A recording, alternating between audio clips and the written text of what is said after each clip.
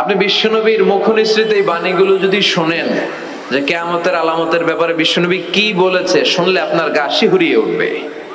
আপনার মনে হবে বিশ্বনবী যেন এই একবিংশ শতাব্দীর দিকে তাকিয়ে তাকিয়ে বলে গিয়েছিলেন। মনে হবে যেন বিশ্বনবী বাংলাদেশের এই পরিবেশটা দেখে দেখে বলেছেন। প্রায় প্রতিটাই আমাদের সমাজের সাথে, আমাদের দেশের সাথে, আমাদের পরিবেশের সাথে খাপ খেয়ে যায়। এই যে তুমি কিয়ামতের কথা বলো, এটা কবে হবে? ও নবী, লোকেরা আপনারা জিজ্ঞেস করে কিয়ামত কবে হবে, কিন্তু কবে হবে এটা আপনি কেমন করে বলবেন? এটা তো আপনি জানেন না, গোটা বিশ্বের কেউ জানে না, জানে একজন, তিনি কে? They are asking about the day of resurrection. People are asking you about Qiyamah. Who are you to talk anything about it? Only Allah has the final word regarding Qiyamah. ও নবী, লোকেরা আপনারা কিয়ামত কবে হবে খালি ধরে জিজ্ঞেস করে, তো এই ব্যাপারে আপনি কথা বলবেন কি করে? এই ব্যাপারে কোনো জ্ঞান তো আমি আপনাই দেইনি। কিয়ামত কবে হবে এটা জানি শুধুমাত্র আমি আল্লাহ। চিল্লায় বলেন ঠিক কিনা? বিশ্বনবী মক্কায় কিয়ামতের ঘোষণা দিলেন। বিশ্বনবী বললেন এই পৃথিবী এরকম থাকবে না, সব ভেঙে চুরে খান খান হয়ে যাবে। আল কারিআতু মাল কারিআতু ওয়া মা আদরাকা মাল কারিআ। বিকট একটা আওয়াজ হবে, ইসরাফিল যখন সিংহায় ফুৎকার দিবে, গোটা বিশ্বটারে মেসাকার করে দিবে কে? আবার বিশ্বনবী শোনাতে লাগলেন ইদা জুলজিলাতিল আরদু জিলজালাহা ওয়া আখরাজাতিল আরদু আসফালাহা। বিশ্বনবী বললেন সেদিন পৃথিবীটা কেঁপে উঠবে, মহা ভূমিকম্প হবে। জমিনের ভেতরে যা আছে, তেলের খনি, গ্যাসের খনি, স্বর্ণের খনি, সবকিছু জমিনটা বমি করে বের করে দিবে।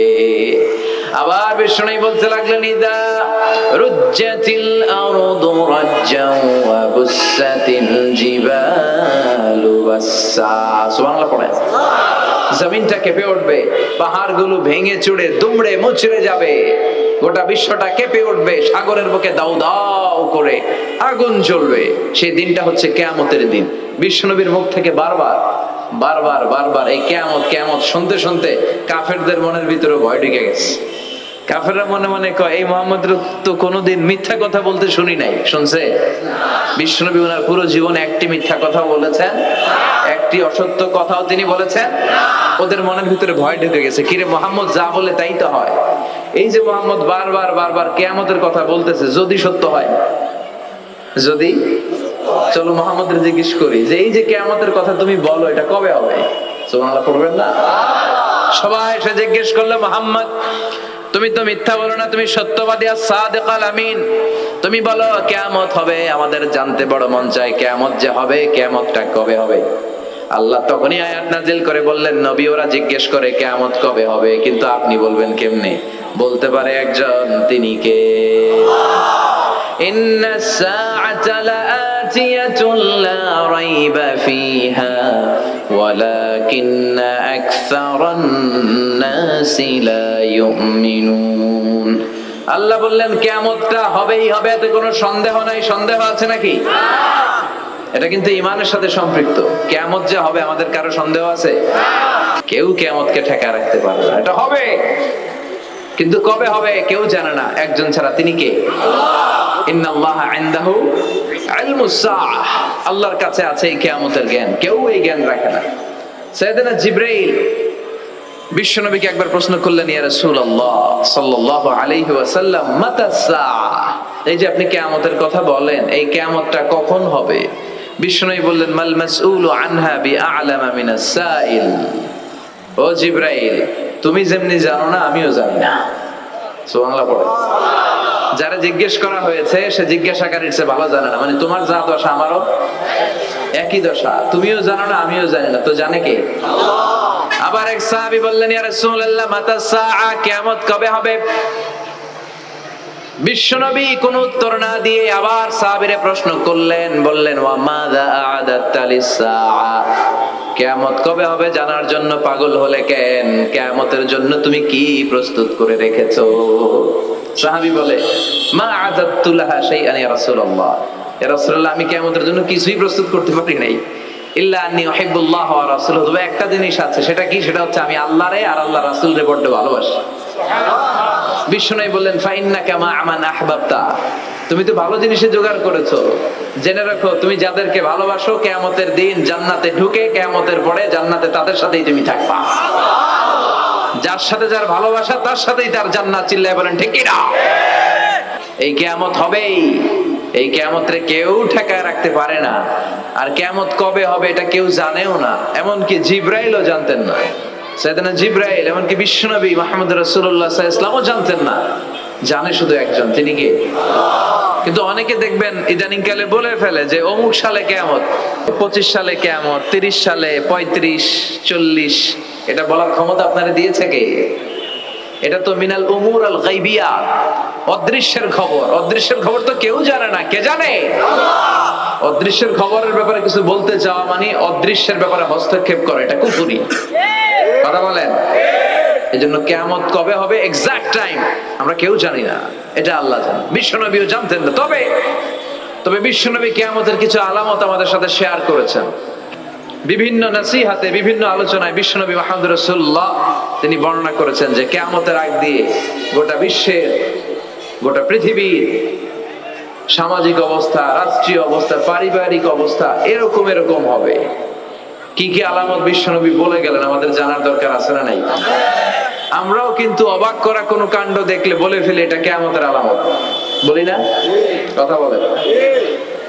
আমরা যদি বেহায়াপনা দেখি, বিশেষ করে ধর্মপ্রাণ মুরব্বী যারা আছে এরা বেহায়াপনা দেখলে সহ্য করতে পারে না, এরা বলে এগুলো কিয়ামতের আলামত। একটা সন্তান মায়ের পেট থেকে ভূমিষ্ঠ হয়েছে কিন্তু ওই সন্তানের মাথা দুইটা, তো এগুলো দেখলে আমরা কি বলি? কিয়ামতের আলামত। কিন্তু বিশ্বনবী কিয়ামতের আলামতের ব্যাপারে কি বললেন, আমাদের কি শোনালেন জানতে মনে চায়? কিয়ামতের আলামত গুলো দুই ভাগে বিভক্ত, একটা ছোট আলামত আর একটা বড় আলামত। বড় আলামত মোট 10টা। কয়টা? 10টা। আল্লাহর মেহেরবানি 10টার একটাও প্রকাশ পায় নাই। কিন্তু কিয়ামতের ছোট আলামত গুলো অনেকগুলো আলামত। এই ছোট আলামত গুলোর বেশিরভাগই আমাদের সমাজে প্রকাশিত হতে শুরু করেছে, বেশিরভাগ সমাজে প্রকাশ পেয়ে গিয়েছে। কিয়ামত আসার আগ দিয়ে কি কি ছোট আলামত আমাদের সমাজে দেখা যাবে? বিশ্বনবীর এই পৃথিবীতে, এই ধরাতে আগমনটাই হচ্ছে কিয়ামতের সর্বপ্রথম আলামত। সুবহানাল্লাহ কইতে পারলেন না? বিশ্বনবীর আগমন পৃথিবীতে হয়েছে কি হয় নাই? কথা বলেন। বিশ্বনবী যে আসছেন আবার চলে গেছেন, বিশ্বনবীর আগমনটা হয়ে গিয়েছে পৃথিবীতে কয় বছর চলে গেল? হ্যাঁ, প্রায় 1400-1500 বছর চলে গেল, এখনো কিয়ামত হয় নাই। সুবহানাল্লাহ পড়ে। বিশ্বনবী বলতেন বুইস্তু আনা ওয়া সাআতু কাহাতাইন, আমি এবং কিয়ামত এইভাবে পিঠাপিঠি হয়ে নাজিল হয়েছে।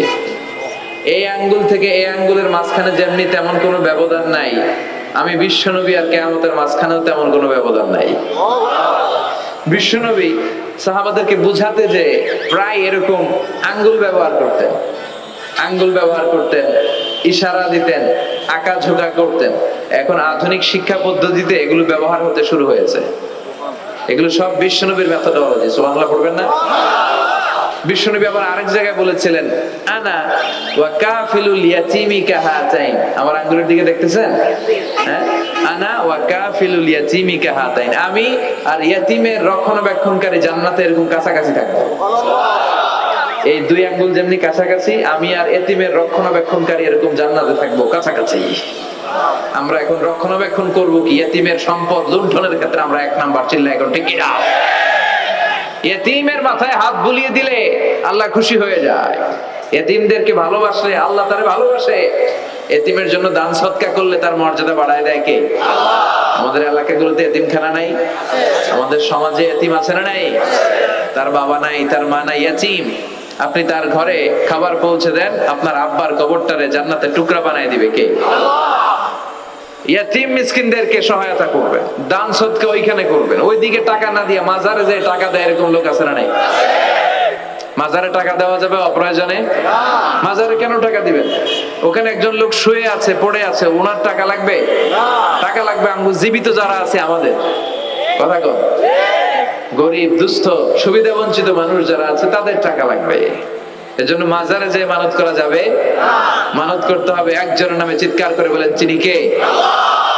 অনেকে দেখবেন মাজারে যে মোমবাতি দিয়ে আসে, আগরবাতি দিয়ে আসে, হ্যাঁ, কাপড় দিয়ে আসে, ছাগল দিয়ে আসে, মুরগি দিয়ে আসে, গরু দিয়ে আসে, আছে না নাই? আবার দেখবেন অনেক ড্রাইভার অনেক মাজারের পাশ দিয়ে যখন যায় সে গাড়ি স্লো করে ফেলে।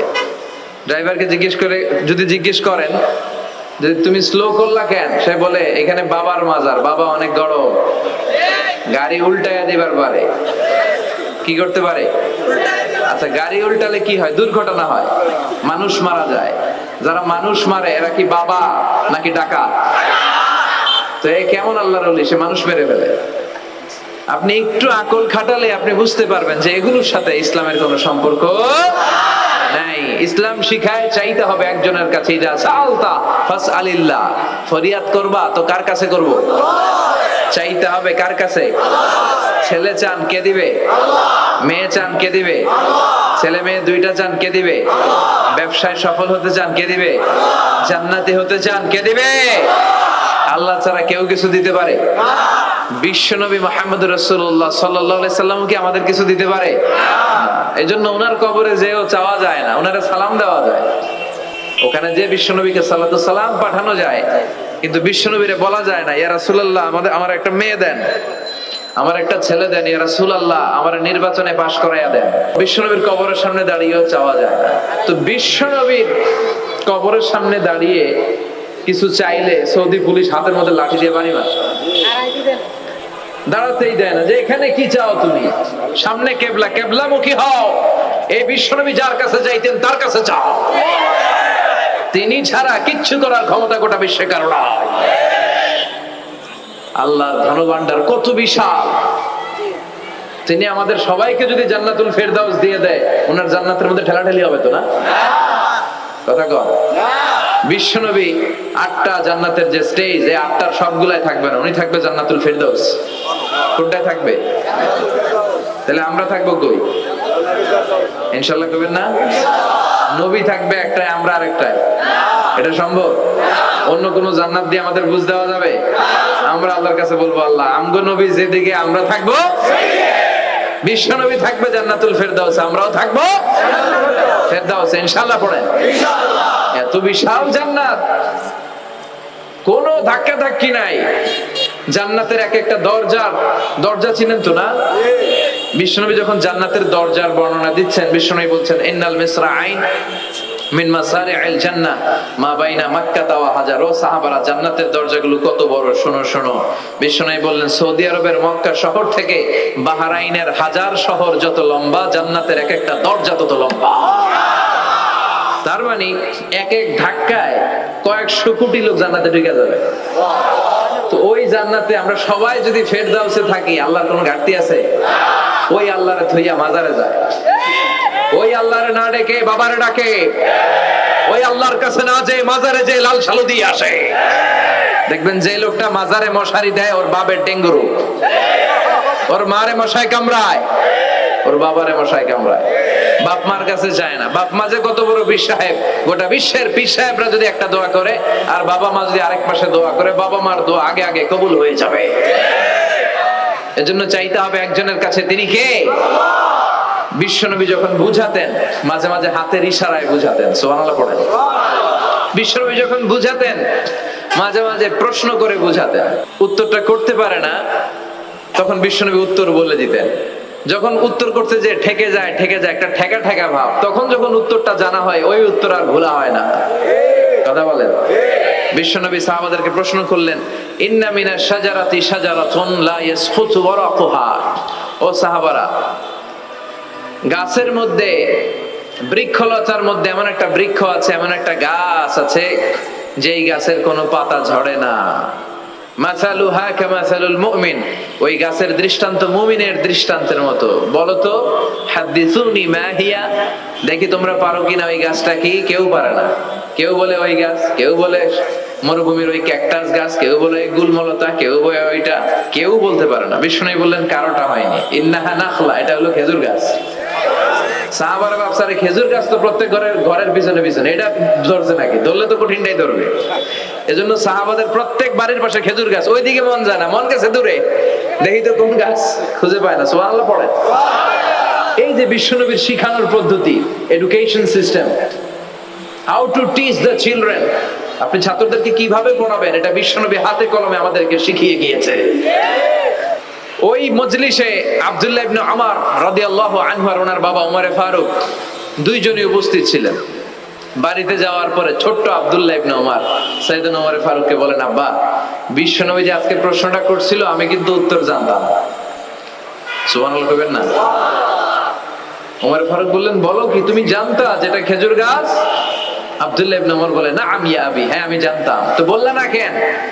তুমি যদি আজকে উত্তর দিতে পারতা তাহলে আরবরা লাল কপালের উট পেলে অনেক খুশি হয়ে যায়। তিনি বললেন, লাল চাঁদওয়ালা উট পেলে মানুষ যেরকম খুশি হয়, আজকে তো আমি অত খুশি হইতাম, বিশ্বনবীর সামনে আমার বুকটা এত বড় হয়ে যেত যে আমার ছেলে উত্তর করতে পেরেছে। আব্দুল্লাহ ইবনে উমর বললেন, আপনি আমার আব্বা, আশেপাশে চাচারা কেউ পারে না, আমি কেমনে করি? সুবহানাল্লাহ কইবেন না? দেখেন বিশ্বনবীর শিখানোর কত চমৎকার পদ্ধতি। তো সেই পদ্ধতির অংশ হিসেবে বিশ্বনবী এরকম আঙ্গুল দিয়ে ইঙ্গিত করতেন আর বলতেন, আনা ওয়া কাফিলুল ইয়াতীমি কাহাতাইন, আমি এবং ইয়াতীমের যত্ন যারা করে তারা জান্নাতে একসাথে এইভাবে থাকবো। আবার কিয়ামতের বর্ণনা দিতে যে বিশ্বনবী বললেন, আনা ওয়া সাআতু কাহাতাইন, আমি আর কিয়ামত এরকম পিঠাপিঠি, আমার আর এই দুইটা আঙ্গুলের মাঝখানে যেমনি তেমন ব্যবধান নাই, আমি আর কিয়ামতের মাঝখানেও তেমন ব্যবধান নাই। চিল্লায় পড়েন আল্লাহু আকবার। তাহলে বিশ্বনবীর ঘোষণা অনুযায়ী কিয়ামতের প্রথম আলামত হচ্ছে বিশ্বনবীর স্বয়ং আগমন। এটা হয়েছে কি হয় নাই? এরা হতে হেলে দুলে নুরানি তনু কে আসে হায়, সারা দুনিয়ার হেরে মেরে পর্দা খুলে খুলে চায়, সে যে আমার কামলিওয়ালা কামলিওয়ালা, তার ভাবে বিভোল রাঙা পায়ের তলে, পর্বত জঙ্গল টল মল টলে, খুরমা খেজুর বাদাম জাফরানি ফুল ঝরে ঝরে যায়, সে যে আমার কামলিওয়ালা কামলিওয়ালা। সুবহানাল্লাহ পড়েন।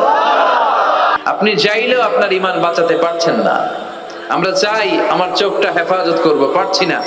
ইউটিউবে ঢুকলাম, জাকির নায়েকের লেকচার শুনবো, ইউটিউবে ঢুকলাম, শায়েখ সুদাইসের তেলাওয়াত শুনবো, ওদিকে তেলাওয়াতও বাজে আর নিচে সাজেস্টেড ল্যাংটা ভিডিও আছে না নাই? কই যাব আমরা? কিভাবে বাঁচাবো আমাদের চোখ?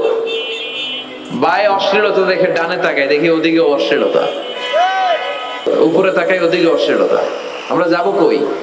আন-নাযার সাহমুন মাসমুম মিন সিহাম ইবলিস, এই দৃষ্টি শয়তানের বিষ মাখানো তীরবানের মধ্য থেকে ভয়ঙ্কর তীর। এই তীর দিয়ে শয়তান যুবক যুবতীদেরকে কাবু করে ফেলে। একটা যুবক যুবতীর মধ্যে প্রথমে আই কন্টাক্ট হয়, চোখে চোখে একটা ভাব বিনিময় হয়, হ্যাঁ, এরপরে এসএমএস এর আদান প্রদান হয়, এরপরে ডেটিং হয়, ডেটিং, এরপর হয় গার্লফ্রেন্ড বয়ফ্রেন্ড, আছে না নাই? কি ভয়ঙ্কর অবস্থা। আমরা ছোটবেলায় এই সমস্ত গার্লফ্রেন্ড বয়ফ্রেন্ড কি বুঝতামই না। এখন ক্লাস 5 থেকে শুরু, ক্লাসে যারা যারা আছে ভাগাভাগি হয়ে যায়, কোনটা কার, আছে না নাই? কয় এটা আমার, মানে আমার ফ্রেন্ড, এটা আমার এই কি ফ্রেন্ড, গার্লফ্রেন্ড, এটা আমার গার্লফ্রেন্ড, তো এটা তোর গার্লফ্রেন্ড, আছে না নাই? আবার এটার সংক্ষেপ করছে, কয় জিএফ। নারী পুরুষের সম্পর্ককে হারাম করেছে কে? আসুন আমরা বিয়েটাকে সহজ করি, আর্লি ম্যারেজ ক্যাম্পেইন করি। আর কত বলবো, যতদিন বেঁচে থাকি বলবো, বিয়েটারে সহজ করে দেন। ছেলের বাবা যারা আছেন, মেয়ের বাবা যারা আছেন, বিয়েটা সহজ করে দেন। তা না হলে এই যে 14ই ফেব্রুয়ারি গুলো যায়, বিশ্ব বেহায়া, এগুলো আগে ছিল না, এগুলো সব কিয়ামতের আলামত। চিল্লা এখন ঠিক কি না? উঠতি বয়সের তরুণী মেয়ে, আপনার ছেলে যে পাপগুলো করে বিয়ে না করার কারণে, এই পাপগুলোর একটা পার্সেন্টেজ গুনাহ আপনার আমলনামায় আছে না নাই? এজন্য খবরদার, বাবা মা যারা আছেন, ছেলে মেয়েদেরকে সময় মতো বিয়ে করিয়ে দেন। আমাদের দেশে বিয়ে অনেক সময় অনেক দেরি হয়ে যায়, বিশেষ করে ছেলেদের দেরি হয়ে যায়। বলে তুই নিজের পায়ে দাঁড়া। তো এতদিন ও কার পায়ে দাঁড়াইছে? ও তো নিজের পায়ে দাঁড়িয়েছে, একটু সহযোগিতা করেন না আপনি, বিয়েটা সহজ করে দেন। বিয়ের চেয়ে ভালো কাজ পৃথিবীতে নাই। বিয়ে বহির্ভূত জিএফ বিএফ এর দরকার আমাদের নাই। চিল্লায় বলেন ঠিক কি না? এগুলোর বিরুদ্ধে আমাদের জিহাদ। ইসলামের ইমেজকে, আমাদের মোরালিটি, আমাদের এথিক্যাল স্ট্যান্ডিং পয়েন্ট যেখানেই নষ্ট হবে, ওগুলোর বিরুদ্ধে আমাদেরকে সোচ্চার হতে হবে। এই নৈতিকতার অবক্ষয় হতে হতে এমন পর্যায়ে ঠেকেছে বাংলাদেশটা এখন জাহান্নামের টুকরা হয়ে গিয়েছে। এখন মেডিকেলের ডাস্টবিনে ছোট্ট ছোট্ট নবজাতক বাচ্চার লাশ পাওয়া যায়। এগুলো সব 14ই ফেব্রুয়ারি পালনের ফসল। এগুলোর সাথে মুসলমানদের কোনো সম্পর্ক থাকতে পারে না। এগুলো ইসলামের সাথে কোনো সম্পর্ক নাই। এগুলো হচ্ছে পাশ্চাত্য থেকে আমদানি করা, পার্শ্ববর্তী দেশ ভারত থেকে আমদানি করা। আমাদেরকে যে ইসলামের সুশীতল বাণী বিশ্বনবী শিখিয়েছেন, আমাদের জানিয়েছেন, দ্যাটস এনাফ ফর আস, এটাই আমাদের জন্য যথেষ্ট। এজন্য এই যুগটা হচ্ছে বিশ্বনবী বললেন ফিতনার যুগ। আখিরি জামানায় জ্বলন্ত আগুনের কয়লা নিয়ে হাতে রাখাটা সহজ হয়ে যাবে, কিন্তু ঈমান নিয়ে টিকে থাকা কঠিন হয়ে যাবে। আপনি চাইলেও ভালো থাকতে পারবেন না, আপনি হকের কথা চাইলেও বলতে পারবেন না। ঝুঁকি আছে না নাই? গুম আছে না নাই? ক্রস ফায়ার আছে না নাই? বিশ্বনবী বললেন ফিতনা বেড়ে যাবে। আপনি হক হালাল মেনটেন করতে চান কিন্তু পারবেন না। আপনি ঘুষ খাবেন না, কি হবে? টেবিলের নিচ দিয়া ঘুষ, উপর দিয়া ঘুষ, সব জায়গায় ঘুষ। আপনার পাশে যে চাকরি করে সে খায় ঘুষ, ও খায় ঘুষ, নিচের কর্মচারী খায় ঘুষ, উপরের বসও খায় ঘুষ। কথা বলেন, আপনি চাইলেও পারছেন না। এজন্য বিশ্বনবী সবসময় দোয়া করতেন, আল্লাহ ফিতনা থেকে আমাদেরকে বাঁচাও। বিশ্বনবী পড়তেন আল্লাহুম্মা ইন্না নাউযু বিকা মিনাল ফিতান মা যাহারা মিনহা ওয়া মা বাতান। হে আল্লাহ, প্রকাশ্য প্রকাশ্য সব ফিতনা থেকে তুমি আমাদেরকে বাঁচাও। চিল্লায় পড়েন আমিন। আওয়াজ করে আমার সাথে পড়েন আল্লাহুম্মা ইন্না নাউযু বিকা মিনাল ফিতান মা যাহারা মিনহা ওয়া মা বাতান। এর মানে হচ্ছে হে আল্লাহ, প্রকাশ্য অপ্রকাশ্য, দেখা যায় দেখা যায় না, এরকম সব ফিতনা থেকে তুমি আমাদেরকে বাঁচাও। কিয়ামতের আগ দিয়ে ভণ্ড নবী দাবিদার বেড়ে যাবে। বুখারীর বর্ণনায় বিশ্বনবী বললেন ততক্ষণ পর্যন্ত কিয়ামত হবে না যতক্ষণ না 30 জন ভণ্ড নবী দাবিদার বেরোবে। ভণ্ড নবী দাবিদার, একটাও নবী না। কুল্লুহুম কাযযাবুন দাজ্জালুন, সবগুলো মিথ্যাবাদী, কাযযাব আর দাজ্জাল। বিশ্ব নবী হচ্ছেন সর্বশেষ নবী। আমার নবীর পরে আর কোন নবী আসবে? আমার রাসূলের পরে আর কোন রাসূল আসবে? এই কথাটা যারা মানবে না তার ঈমান থাকবে না। মা কানা মুহাম্মাদুন আবা আহাদিম মির রিজালিকুম ওয়ালাকিন রাসূলুল্লাহি ওয়া খাতামান নাবিয়্যিন। মুহাম্মদ তোমাদের কোন ছেলেদের পিতা নয়, তিনি হলেন আল্লাহর রাসূল, তিনি হলেন শেষ রাসূল। খাতামান নাবিয়্যিন, সাইয়েদনা আদম থেকে শুরু করে নবী আসার যে ধারাবাহিকতা, এটা বিশ্ব নবীর মাধ্যমে এই চেইনটাকে কাট অফ করে দিয়েছে কে? আমার নবীর পরে কোনো নবী নাই। বিশ্ব নবী বলতেন লা নাবিয়্যা বা'দি ওয়ালা রাসূলা, আমার পরে নবীও নাই রাসূলও নাই, তবে লাউ কানা বা'দি নাবিয়্যুন লাকানা উমর, আমার পরে যদি কেউ নবী হতো আমার সাহাবী ওমর নবী হয়ে যেত। প্রভু তুমি বলেছ রাসূল দেবে না, বলনি দেবে না ওমর, বলনি দেবে না হামজা তারিক, খালিদ বিজয়ী সমর। প্রভু তুমি বলেছ রাসূল দেবে না, বলনি দেবে না ওমর, বলনি দেবে না হামজা তারিক, খালিদ বিজয়ী সমর। প্রভু তুমি বলেছ রাসূল দেবে না। সুবহানাল্লাহ পড়েন। ওমর ফারুক নবী হয়ে যেত, এমন কোয়ালিটি ছিল। আসাদুহুম ফি আমরিল্লাহি উমর, আল্লাহর আইন বাস্তবায়নের ক্ষেত্রে গোটা বিশ্বের মধ্যে সবচেয়ে শক্ত ছিলেন সাইয়েদনা ওমর। আর এই উম্মতের মধ্যে সবচেয়ে নরম দিলের ছিলেন সাইয়েদনা আবু বকর। আরহামু উম্মতি বি উম্মতি আবু বকর। তিনি যখন নামাজে দাঁড়াতেন, সালাতে দাঁড়াতেন, উনি যখন তেলাওয়াত শুরু করতেন, ওনার কান্নার আওয়াজে তেলাওয়াতের আওয়াজ বোঝা যেত। আর আমাদের নামাজে কান্না আসে? হ্যাঁ, নামাজে দাঁড়াইলেই সারাদিন যেটা মনে পড়ে না ওটা নামাজে দাঁড়াইলেই মনে পড়ে। আছে না নাই? নামাজেও দাঁড়ায়, আবার বিপিএল এ কি হইলো ওই টেনশন আছে না নাই? নামাজও পড়ে, আবার মাশরাফি কি আউট নাকি ছক্কা, এই টেনশন গুলো আছে না নাই? এই তো আমাদের নামাজ। এই নামাজগুলো মিজানের পাল্লায় উঠালে কোনো ওজন হবে? কথা বলেন। বিশ্বনবী যখন সালাত পড়তেন, বিশ্বনবীর পা গুলো ফুলে হাত্তা তাতাওয়াররামু খাদামা, টিউমার যেমনি ফুলে থাকে বিশ্বনবীর পা গুলো ফুলে যেত।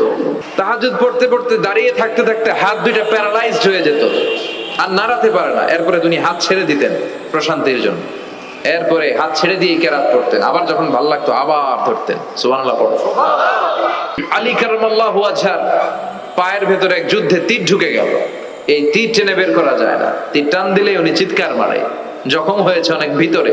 বিশ্বনবী বললেন, আরিহনা বিসসালাহ ইয়া বেলাল, আকিমিস সালাহ, বেলাল আযান দাও, নামাজ শুরু করি। নামাজ শুরুর আগে আরেক সাহাবীরে বললেন, আলী যখন জামাতের কাতারে দাঁড়াবে, তুমি নামাজে না দাঁড়িয়ে আলীর পায়ের সামনে যে ওই পায়ের তীরটা টান দিয়ে বের করবা। সুবহানাল্লাহ পড়েন। একামত হলো, বিশ্বনবী সালাত শুরু করলেন। বিশ্বনবীর কথা অনুযায়ী ওই সাহাবী যে আলী কাররামাল্লাহু ওয়াজহার পা থেকে টান দিয়ে তীরটা বের করে নিয়ে আসলেন, ফিনকি দিয়ে রক্ত বেরোলো, জায়গাটা রক্তে সয়লাভ, কিন্তু সাইয়েদনা আলী কাররামাল্লাহু ওয়াজহা টেরই পায় নাই। সালাত শেষ, উনি দেখেন পায়ের মধ্যে তীর নাই, রক্তের সয়লাভ, যেখানে দাঁড়ালেন ওখানেই খালি রক্ত। বিশ্বনবীরে বললেন, ও নবী, আমার পায়ের তীর কই? বিশ্বনবী বললেন, আলী রে, আমি জানি তুমি যখন যাই নামাজের জন্য দাঁড়িয়ে যাও, দিন দুনিয়ার হুঁশ তোমার থাকে না, তোমার হৃদয়টা এখানে থাকে না, দেহটা এখানে থাকে, হৃদয়টা চলে যায় আল্লাহর আরশের উপরে। উনাদেরও নামাজ, আমাদেরও নামাজ। সাহাবারা যখন মরুভূমিতে নামাজ পড়তেন, মরুভূমির পাখিগুলো এসে সাহাবাদের মাথার উপরে বসে যেত। পাখিগুলো মনে করতো এগুলো মরুভূমির খেজুর গাছটা হবে, কি হবে, কারণ নড়ে চড়ে না তো, আমাদের মতো তো এরকম দাড়ি চুলকায় না, এরকম জামা ঠিক করে না, দাঁড়াইছে তো দাঁড়াইছেই। সুবহানাল্লাহ পড়েন। তো ইবাদতে এরকম আন্তরিকতা, একাগ্রতার দরকার আছে না নাই?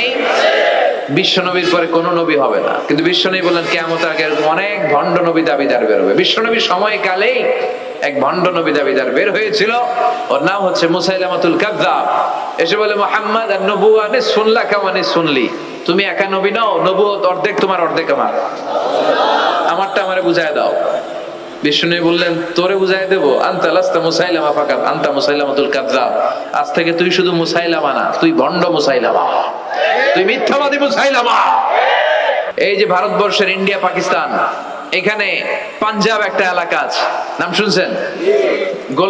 মির্জা গোলাম আহমদ কাদিয়ানি, এই বেয়াদবটাও নবুয়ত দাবি করেছে।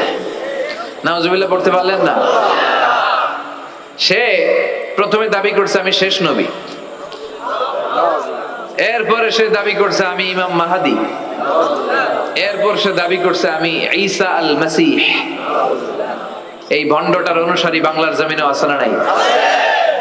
এদেরকে রাষ্ট্রীয়ভাবে কাফের হিসেবে আখ্যা দেওয়ার দরকার আছে না নাই? এত আন্দোলন হয়, এত কথা হয়, কিন্তু সরকারের টনক নড়ে না। এদেরকে রাষ্ট্রীয়ভাবে কাফের হিসেবে ঘোষণা দিতে হবে, সার্কুলার জারি করে, চিল্লায় বলেন ঠিক কিনা? এরা মুসলমান নয়, কারণ আপনি শুধু লা ইলাহা মানলেই মুসলমান হতে পারবেন না, মুমিন হতে পারবেন না। বিশ্বনবীর উপর সাক্ষী দেওয়ার দরকার আছে না নাই? বিশ্বনবী শেষ নবী, ওনার পরে কোনো নবীও আসবে না, কোনো রাসূলও আসবে না, চিল্লায় বলেন ঠিক কিনা? এই বেয়াদবটা পায়খানা করতে যায় টাঙ্কি ভাঙ্গা গুয়ের টাঙ্কিতে পড়ে মরছে, শত শত বছরের ময়লা পায়খানাটার মধ্যে জমা, গু খাইতে খাইতে পেটটা হয়েছে এত বড়, আর পারে না, আল্লাহকে খা, জনমের খাওয়া। নবীরা যেখানে মারা যায়, নবীরা নিজে পবিত্র, যেখানে মরে ওই জায়গাটাও মেথর নিয়ে আসা হয়েছে। মেথর ভাইরা এসে রশি দিয়ে ওটার উঠায়, কিছু দূর ওঠার পরে এত ওজন, রশি টশি ভাঙ্গে আবার ধস করে পড়ে, আবার উঠায়, আবার পরে আল্লাহকে জনমের মতো ঘু খাইয়া নেয়। বিষ্ণুর সাথে বেয়াদবি করেছিস, তোর ইজ্জতের 12টা আমি বাজায় দিলাম, চিল্লায় এখন ঠিক কিনা? যারাই বিষ্ণুবীর সম্মান নিয়ে ঝিনিমিনি খেলেছে, তাদের রেহাই দুনিয়াতেও নাই, আখেরাতেও নাই। এই মুসাইলামা দুনিয়াতেই অপমানিত হয়েছিল। সে বিশ্বনবীকে নকল করত, কপি করত, বেয়াদবি করত, স্পর্ধা দেখাতো। বিশ্বনবী কোন গাছের মধ্যে হাত লাগালে ওই গাছের ফলন বেড়ে যেত। সে বলতো আমি নবী, তার এলাকার লোকেরা বলে তাহলে বিশ্বনবী মুহাম্মদের মতো তুমি আমাদের এলাকার গাছে হাত লাগাও। সে কোন গাছে হাত লাগাইলে ওই গাছের সব ফল মরে যেত।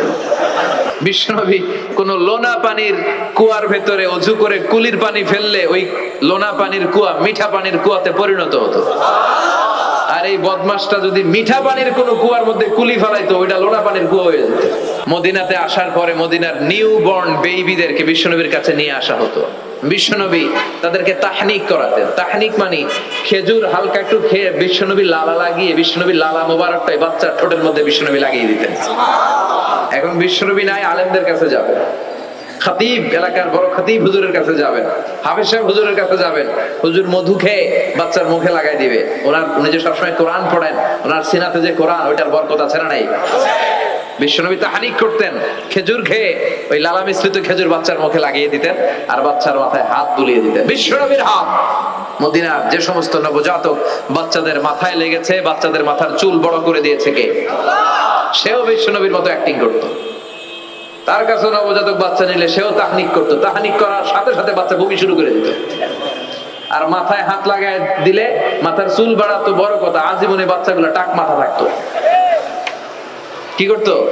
টাক মাথা। তার মানে বেয়াদবির পরিণাম, অপমান দুনিয়া থেকেই শুরু হয়ে যায়। তো বিশ্বনবী বললেন এই ভণ্ডদের আবির্ভাব শুরু হবে। দাড়ি রাখে, চুল বড় রাখে, জট পাকায় রাখে, রোজা নাই, নামাজ নাই, পরিচ্ছন্নতা নাই, আতর নাই, গোসল নাই, এরকম ভণ্ড পীর আছে না নাই? হক্কানি পীর যারা, তাদের বিরুদ্ধে আমার কোনো কথা নাই, কারণ এদেশে অনেক লক্ষ লক্ষ হিন্দুরা এই হক্কানি পীরদের হাতে হাত রেখে কালিমা পড়ে মুসলমান হয়েছে। তাদেরকে আমরা সাপোর্ট করি। আমাদের বিরুদ্ধাচারণ আর হুঙ্কার হচ্ছে ভণ্ডদের বিরুদ্ধে। এই দেশে এত ভণ্ড পীর, এই দেশে যত ভণ্ড পীর আছে অনেক দেশের জনসংখ্যাও এত নাই। কথা বলেন? অনেক ভণ্ড পীর আছে সারা বছর নাকি গোসল করে না, বছরে করে একবার, ওই গোসলের পানি মুরিদরা খাইয়া সব সাবার। আছে না নাই? এগুলোর সাথে আমাদের কোনো সম্পর্ক। বিশ্বনবী বললেন এরকম ভণ্ডদের আবির্ভাব সমাজে হবে কিয়ামতের আগে। এই আলামতটা সমাজে আছে না নাই? দেখেন বিশ্বনবী যাই বললেন অক্ষরে অক্ষরে মিলে যায়। এরপরে বিশ্বনবী ফরমান কাসরাতুল হারাজ, কিয়ামতের আগে হারাজ বেড়ে যাবে। সাহাবারা বললেন ওমাল হারাজ ইয়া রাসূলুল্লাহ, হে নবী হারাজ কি? বিশ্বনবী বললেন হাদা হুয়াল হারাজ, হাদা হুয়াল হারাজ। কি বুঝলেন? মারামারি, কোপাকুপি, যুদ্ধ আছে না নাই? আমরা কি যুদ্ধ চাই? যুদ্ধ নয় আরে যুদ্ধ নয়, নয় আর কোন তাজালা, সেই পৃথিবী আমাদের সকল মানুষের হোক নিরাপদ আবাস, সেই পৃথিবী আমাদের সকল মানুষের হোক নিরাপদ আবাস। We don't want to see any war in the whole world. We don't want to see any war in the whole world. ঠিক কি না? আমরা কোনো যুদ্ধ দেখতে চাই না, মারামারি দেখতে চাই না, অন্যায় হত্যাকাণ্ড, বিচার বহির্ভূত কোন হত্যাকাণ্ড আমরা এদেশে দেখতে চাই না। বিশ্বনবী বললেন কিয়ামতের আগে এগুলো বেড়ে যাবে। যে হত্যা করবে সে জানবে না কেন আমি হত্যা করলাম। এরকম হত্যা দেশে আছে না নাই? উপরের নির্দেশ, উপরের টেলিফোন, শুট করো, পোশাকি বাহিনী পিস্তল আছে, শুট করে দিল, কিন্তু কেন সে মারলো ওই সৈনিক জানে না। এরকম আছে না নাই? আবার যে নিহত হইলো সেও জেনে মরতে পারলো না যে আমি কেন বললাম। আহা, এই বাংলার বিভিন্ন নদীতে, মাঠে ঘাটে হাত বাঁধা, পা বাঁধা, চোখ বাঁধা, বস্তাবন্দি করা লাশ পাওয়া যায় কি যায় না? এই দুনিয়ায় তারা বিচার পায় নাই, কিন্তু এগুলোর বিচার আছে না নাই? এগুলোর বিচার যদি না থাকতো, the worldly life will be a joke. এই পৃথিবীটা একটা জোকিং হইতো, জোকিং। জোক করার জন্য আল্লাহ পৃথিবী বানায় না। যেগুলোর বিচার এই জমিনে আমরা পাই নাই, সেগুলোর বিচার আখিরাতে হবে। সেদিন হবে আসল বিচার, সেদিন হবে ফাইনাল খেলা। সেদিন হবে কি খেলা? বিশ্বাস হয়? অপেক্ষা আছে না নাই? সবগুলোর বিচার হবে ইনশাআল্লাহ। পড়েন আপনার জমি মেরে খাইছে, দুনিয়ায় বিচার পান নাই, আহকামুল হাকিমিনের বিচার আছে না নাই? আপনাকে অন্যায় ভাবে আঘাত করেছে, দুনিয়ার বুকে বিচার পান নাই, আখিরাতে বিচার আছে না নাই? বিশ্বনবী বললেন এই মারামারিটা বেড়ে যাবে কিয়ামতের আগ দিয়ে। এখন দেখেন খালি মারামারি, কোপাকুপি। কিয়ামতের আগ দিয়ে আমানতের খেয়ানত হবে। এটা আমাদের সমাজে আছে না নাই? বিশ্বনবী বললেন কিয়ামতের আগ দিয়ে আমানতের খেয়ানত হতে থাকবে। ইদা দুইয়াতিল আমানাতু ফান্তাযিরিস সাআ। সাহাবারা প্রশ্ন ছুড়ে দিলেন ইয়া রাসূলুল্লাহ মাতা সাআ, কখন কিয়ামত হবে? বিশ্বনবী বললেন ইদা দুইয়াতিল আমানা, যখন আমানতের খেয়ানত হবে তখন কিয়ামত হবে। সাহাবীরা আবার প্রশ্ন ছুড়লেন কাইফা ইদাআতুহা ইয়া রাসূলুল্লাহ, হে নবী আমানতের খেয়ানত কেমন করে হবে? বিশ্বনবী বললেন ইদা উসসিদাল আমরু ইলা গায়রি আহলিহি ফান্তাযিরিস সাআ, যে লোকটা যেই চেয়ারে বসার যোগ্য নয় তাকে যখন ওই চেয়ারে বসিয়ে দেওয়া হবে তখনই কিয়ামত হয়ে যাবে। ধরেন একজনের আপনারা প্রধান বক্তা হিসেবে দাওয়াত দিলেন, জানে না কোরআন, জানে না হাদিস, জানে না বক্তৃতা। এটা কিয়ামতের আলামত না? এটা আমানতের খেয়ানত না? এই দেশের শিশু বক্তা আছে না নাই? কথা কন। আহা, এদিকে আর কি মানুষ হয়েছে? শিশু বক্তা হইলে 3 গুণ হবে, বিল্ডিং টিল্ডিং ভাঙ্গা, প্যান্ডেল ম্যান্ডেল খুললা, অবস্থা সারা। এত মানুষ, ও যে কি বলে ও নিজেও জানে না, কি যে জানে না ওইটাই জানে না। সবকিছুর একটা বয়স আছে। তোমাকে পড়াশোনা করতে হবে, তোমাকে ডিগ্রি অর্জন করতে হবে, তোমাকে জানতে হবে, তোমাকে বিশ্লেষণ করার, অ্যানালাইসিস করার ক্ষমতা রাখতে হবে। ছোট বাচ্চা যদি মুরব্বীর মতো কথা বলে, আমরা এটার বেয়াদব বলি। পাশে খতিব সাহেব হুজুর, এখানে হাফেজ সাহেব হুজুর, এখানে ইমাম সাহেব হুজুর, এখানে কামিল মাদ্রাসার প্রিন্সিপাল, এখানে জগৎ বিখ্যাত মুহাদ্দিস, আর সে বেয়াদবের মতো পায়ের উপর পা তুলে আঙ্গুল দাঁড়িয়ে দাঁড়িয়ে কথা বলে। এটা কিয়ামতের আলামত। এগুলো বন্ধ করেন, এগুলোর সাথে ইসলামের সম্পর্ক না। যারা কোরআনের কথা জানে, যারা আলেম, তাদেরকে দাওয়াত করেন, জ্ঞান গর্ভ আলোচনা করবে, আপনার জীবনকে উজালা করে দিবে কে? কিন্তু লোক জড়ো করার জন্য এগুলো করে। আহা, তাফসীর মাহফিলের ভিতরে এই সব খালি লোক দেখানো মানসিকতা। কে আসলে বেশি লোক হবে এরা দাওয়াত করো। এটা কিয়ামতের আলামত না? সুবহানাল্লাহ কয়। আর এটা কিয়ামতের আলামত। তো এগুলো লৌকিকতা যেন না হয়। এটা তো দিনের দাওয়াতের একটা সেক্টর, একটা প্ল্যাটফর্ম। এখানে ভুইগড়ের যিনি সবচেয়ে বড় খতিব সাহেব হুজুর, উনি আসলেই চলবে। বড় আলেম উনি আসলেই চলবে। পাবনা জেলার বড় আলেম পাবনায় কথা বলবে, আর অন্যান্য জেলার যদি সুযোগ হয়। কিন্তু এমন ভাবে এটারে আমরা একটা আক্রমণাত্মক জায়গায় নিয়েছি। একটা ডেটের জন্য মানুষ সিআইপি ভিআইপি দিয়ে ট্রাই করে, এটা ঠিক না। এই টেন্ডেন্সি থেকে আমরা যেন বেরিয়ে আসি। আমাদের দরকার ইখলাস। কি দরকার? ইসলাম কি বলে, কি শিখাতে চায়, কি বুঝাতে চায়, ওইটা বোঝার চেষ্টা করেন, ওইভাবে মানার চেষ্টা করেন। কে কি বললো দেখার দরকার নাই, এত লোক জড়ো হওয়ার দরকার নাই। আজকে যদি চ্যানেল একটাও না থাকতো, 10 জন বসে যদি আমার কথা শুনতো, কোনো সমস্যা আছে? কথা বলেন। এজন্য হেদায়েতটা সবচেয়ে বেশি জরুরি, ইখলাসটা জরুরি। আল্লাহর প্রতি ভয়, আস্থা, ভালোবাসা, এটা বেশি জরুরি। আল্লাহ তুমি ইখলাস দিয়ে আমাদের হৃদয়টাকে পূর্ণ করো।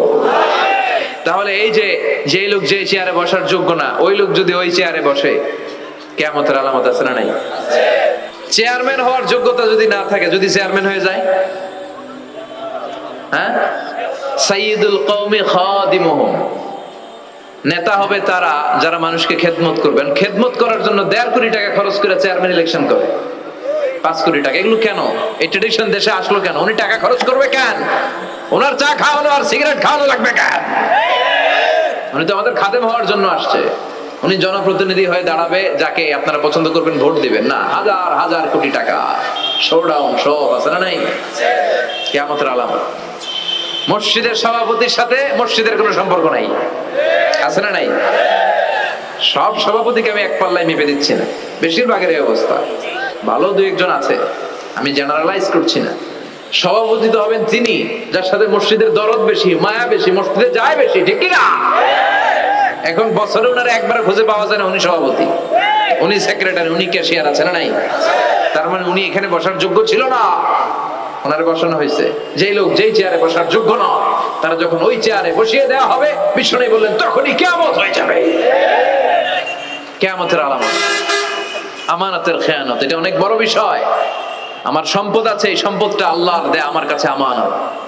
আমার শক্তি আছে, এই শক্তি আমানত। যুবক যারা আছো, তোমাদের যৌবনটা আল্লাহর দেয়া, তোমাদের কাছে সবচেয়ে বড় নেয়ামত এবং আমানত। তোমরা এখন চাইলে অনেক কিছু করতে পারো। তোমাদের একটা সদিচ্ছা তোমাদের এলাকাটারে জান্নাতি বানিয়ে দিতে পারে। তোমরা চাইলে সাগরের স্রোতকে পাল্টে দিতে পারো, বাতাসের গতিকে উল্টে দিতে পারো, তোমরা ইতিহাস রচনা করতে পারো। বিশ্বনবী যখন তোমাদের মতো যুবক ছিল, তিনি হালাফুল ফুদুল যুব সংঘ করেছেন। গানের কনসার্ট করে নাই, যাত্রাপালা করে নাই, নাচানাচি করে নাই। উনি হাতে হাত রেখে বলছেন, মক্কার বুকে কোনো টেন্ডারবাজি থাকবে না, মক্কার জমিনে কোনো চাঁদাবাজি থাকবে না, ধর্ষণ থাকবে না, মক্কার জমিনে কোনো দুর্নীতি চলবে না। এখন একটার পর একটা আমানত আমরা খেয়ানত করে চলি। আমার সম্পদ আমার আমানত, আমার ছেলে মেয়ে আমার আমানত। আমার ছেলে কার সাথে মিশে, ও ডিশের কোন চ্যানেল দেখে, ওই ইউটিউবে কোন সাইট ব্রাউজ করে, এটার ব্যাপারে কিয়ামতের দিন আমার জিজ্ঞেস করবে কে? কারণ এটা আমার। যিনি চেয়ারম্যান, পুরো ইউনিয়ন পরিষদ তার কাঁধে আমানত। যিনি এমপি, ওনার এলাকায় কি ঘটে না ঘটে এটা খোঁজ খবর নেওয়া তার আমানত। মেম্বার অফ দ্য পার্লামেন্ট যিনি আছেন এই এলাকা, তার এলাকায় যদি ইয়াবার আড্ডা বসে, গাঞ্জার আসর বসে, এটার দায়ভার তিনি এড়াতে পারেন না। তার এলাকায় ধর্ষণ হলে এটার দায়ভার তিনি এড়াতে পারেন না। এটা তো আমানত। যিনি মন্ত্রী, পুরো মন্ত্রণালয় এটা তার কাঁধে আমার। যিনি মাননীয় প্রধানমন্ত্রী, আমার 56,000 বর্গ মাইলের প্রতিটা ইঞ্চি মাটি তার হাতে আমার। এটা অনেক বড় বিষয়। আর মুমিনের বৈশিষ্ট্য হচ্ছে ওয়াল্লাযীনা হুম লিআমানাতিহিম ওয়া আহদিহিম রাউন। যারা বিশ্বাসী তারা কথা দিয়ে কথা রাখে আর আমানতের খেয়ানত করে না। এজন্য আমানত পূর্ণ করতে রাজি আছেন? যেখানেই আমানত নষ্ট হবে সেখানেই কিয়ামতের ভয় আছে না নাই? দেখেন বিশ্বনবী কত চমৎকার করে দার্শনিকের মতো বলে গেলেন, যাই বলে গেলেন তার পুরোটাই সমাজের সাথে মিলে যায়। কিয়ামতের আগে বড় বড় টাওয়ার বানানোর প্রতিযোগিতা শুরু হয়ে যাবে। আরব বিশ্বে দেখবেন বুর্জ আল খলিফা, জমজম টাওয়ার, এই টাওয়ার, ওই টাওয়ার, একটার পর একটা টাওয়ার। বিশ্বনবী বললেন কাবার পাশে যে পাহাড়গুলো আছে, কাবার পাশের টাওয়ারের উচ্চতা যদি পাহাড়ের চেয়ে উঁচু হয়ে যায়, ফাআলাম ফাইন্নাল আমরা কদ আযাল্লাক, জেনে রাখো কিয়ামত বেশি দূরে নাই, কিয়ামতের ছায়া তোমার উপরে ছায়া দিচ্ছে। এখন মক্কা শহরের পাহাড়ের চেয়ে হাইট বেশি এরকম বিল্ডিং আছে না নাই? কাবা ঘরের পাশেই তো একটা আছে জমজম টাওয়ার, 120 তলা উঁচু। দি মক্কা রয়্যাল ক্লক টাওয়ার 120 তলা, বিশাল বড় ঘড়ি লাগানো। এগুলো সব কিয়ামতের আলামত। ওর 2টা গাড়ি আছে, আমার লাগবে 4টা গাড়ি। ও তাহাজ্জুদ পড়ে, আমারও যে পড়তে হবে, ওই টেনশন নাই। ওর মেয়ে হেজাব পরে, আমার মেয়েটারও হেজাব পড়াবো, ওই চিন্তা নাই। ওর ছেলে নামাজে যায়, আমার গাঞ্জা খট্টারও নামাজি বানাবো, এই টেনশন করে না।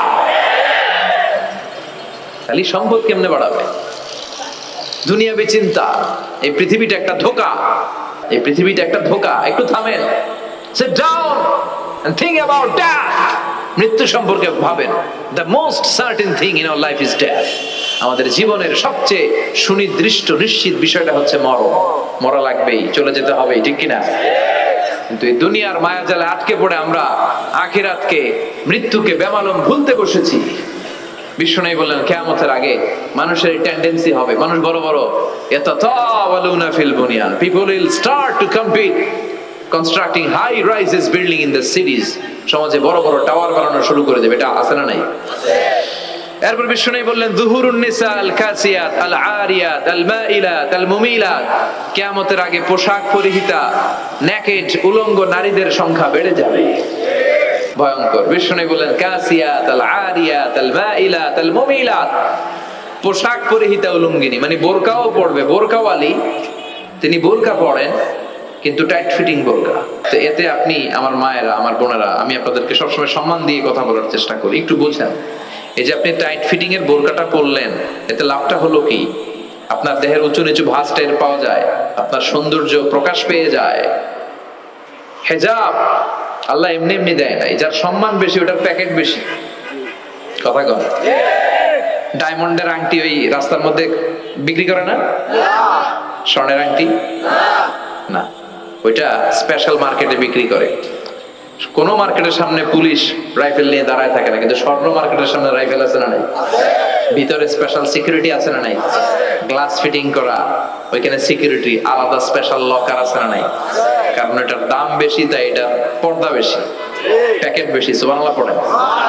নারীদেরকে তো ইসলাম মর্যাদা দিয়েছে। বিষ্ণু বলেছেন দুনিয়া কুল্লুহা মাতা ওয়া খায়রু মাতা'আদ দুনিয়াল মারআতুস সালিহা। দুনিয়া সব হলো সম্পদ, আর এই সব সম্পদের মধ্যে সবচেয়ে দামি সম্পদ হচ্ছে নেককার নারী। এদের পেটগুলো খনি। এই নেককার নারীগুলো যদি হিজাব মেইনটেইন করে, এই পেটগুলো থেকে আল্লাহওয়ালা বেরোবে, নাজমুস সাকিব বেরোবে, কারি আহমদ বিন ইউসুফ আল আজহারি বেরোবে, বড় বড় মুফাসসিরে কোরআন বেরোবে। আর যদি হেজাব না করে, জি বাংলা স্টার জলসা নিয়ে মশগুল হয়ে থাকে, টেন্ডারবাজ, চাঁদাবাজ, ডাকাত, এগুলো বেরোবে। ওজনে কম দিবে, খাদ্যে ভেজাল দিবে, মাছে ফরমালিন দিবে, গাঞ্জার টাকার জন্য লাথি মেরে মারে ঘর থেকে বের করে দিবে। এজন্য নারীরা, আমার বোনেরা, আপনারা অনেক সম্মানিতা, নিজেদের সম্মান সম্পর্কে সচেতন হন। এই হেজাব আপনার অধিকার, এই হেজাব নারীর অহংকার, হেজাব নারীর আভিজাত্যের প্রতীক, হেজাব নারীর রুচির প্রতীক। আপনার রুচিটা কেমন আপনার পোশাক দেখে বোঝা যায়। কথা কম। যে মেয়েটা হিপ হপ স্টাইলে চলাফেরা করে, গ্যাংনম স্টাইলে, এই মেয়েটারে ইফটিজিং করার সুযোগ আছে না নাই? কিন্তু যে হেজাব মেনটেন করে যেই নারীরা চলে, এদেরকে দেখলেই একটা সম্মান চলে আসে। কি ভুল বললাম? একটা সম্মান আসে না? আপনাদের সম্মানটা আপনারা রাখবেন।